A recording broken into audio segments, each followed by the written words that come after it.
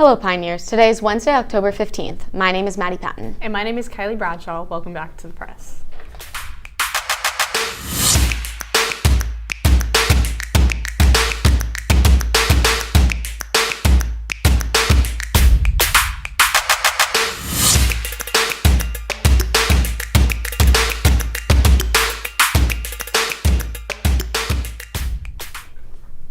Recently, Israel and Hamas agreed to a temporary ceasefire after nearly 2 years of fighting in Gaza.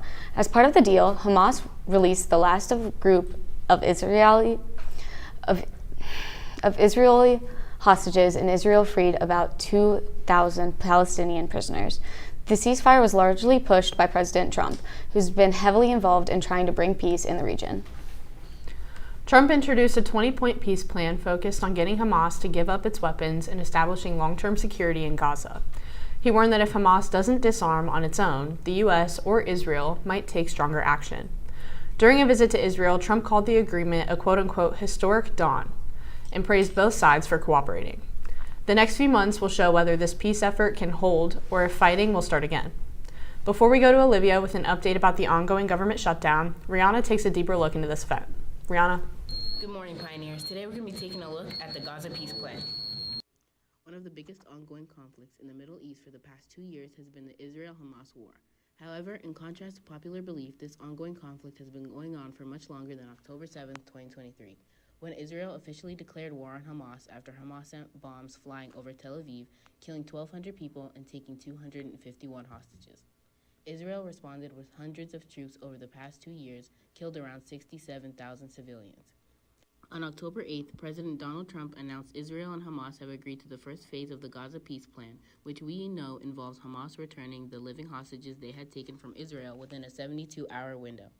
Hamas also declared it would end the war on Gaza as well as a complete withdrawal of Israeli forces and for them to allow humanitarian aid into the country as well as a hostage exchange for the Palestinians in Israel. The Israeli government agreed to Trump's proposed plan on the 9th, but it is unclear whether Prime Minister Benjamin Netanyahu has ordered his troops to stop fighting in Gaza. The U.S., Egypt, and Qatar have all sent troops to monitor the plan's implementation and make sure things go smoothly. That's all for today, Pioneers. Now, back to the desk. Thanks, Rihanna. Yesterday marked day 14 of the federal government shutdown. The Senate was unable to reach the 60 votes needed to advance the House-passed bill. That would have temporarily funded the government into next month. No additional Democrats joined in support, reflecting the deep divisions over the measure. A key point continues to be health care tax credits, which Democrats are seeking to extend, while Republicans have opposed tying them to the funding bill. Yesterday, House Democrats returned to Washington and met on Capitol Hill to discuss next steps. Speaker Mike Johnson stated he will not call the House back into session until Senate Democrats take action to end the shutdown. As of yesterday, the standoff remains unresolved, leaving federal operations and employees affected by the lapse in funding.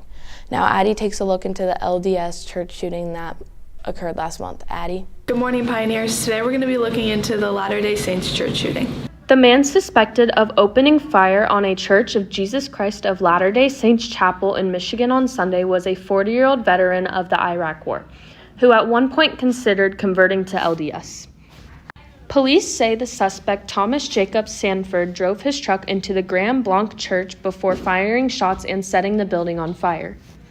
The suspect was killed in a shootout with police, and at least 4 churchgoers were killed and 8 others injured in the attack.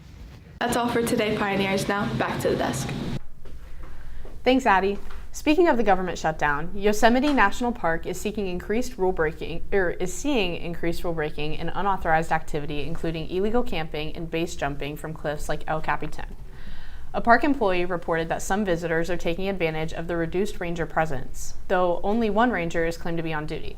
The Department of Interior disputed those claims, saying the park remains appropriately staffed to ensure visitor safety and that rangers are monitoring activity and addressing violations.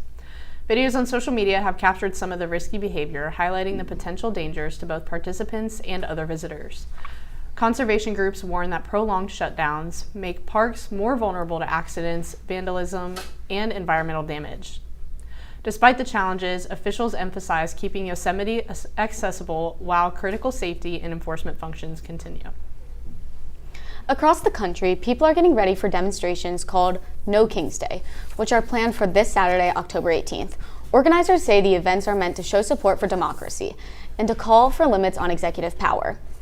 They describe the protests as nonpartisan and focused on protecting democratic values. Some political leaders had criticized the movement, saying it unfairly targets the current administration. Police and local officials are preparing for large gatherings in many cities, but most demonstrations are expected to stay peaceful. Starting Wednesday, nearly all media outlets that regularly report on the Department of Defense will lose access to the Pentagon after refusing to sign a new policy ordered by Defense Secretary Pete Hegseth. The policy would require reporters to promise not to obtain or use any unauthorized material, even if it is unclassified.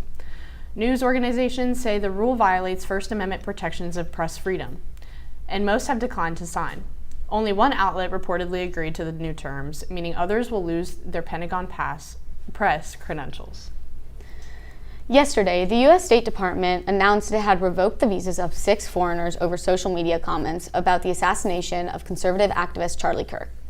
The action came on what would have been Kirk's 32nd birthday, when President Trump awarded him the Presidential Medal of Freedom. The individuals affected are from South Africa, Argentina, Mexico, Brazil, Germany, and Paraguay. In their posts, some criticized Kirk or celebrated his death, prompting the State Department to respond that the U.S., quote, has no obligation to host foreigners who wish death on Americans, end quote. This past Monday marked the 250th birthday of the United States Navy. On October 13, 1775, the Continental Congress passed a resolution to establish a Continental Navy. This is later addressed in the United States Constitution, where in Section 8, one of the powers given to Congress is to, quote, provide and maintain a Navy, end quote. Since its founding, the Navy has played a vital role in defending the nation, protecting trade routes, and responding to global crises. Today, it operates more than 290 ships and employs hundreds of thousands of sailors and civilians around the world. That's all for today, Pioneers. Keep up with current events by tuning in next Wednesday for more national news. For the press, I'm Maddie Patton. And I'm Kylie Bradshaw. Have a great rest of your week.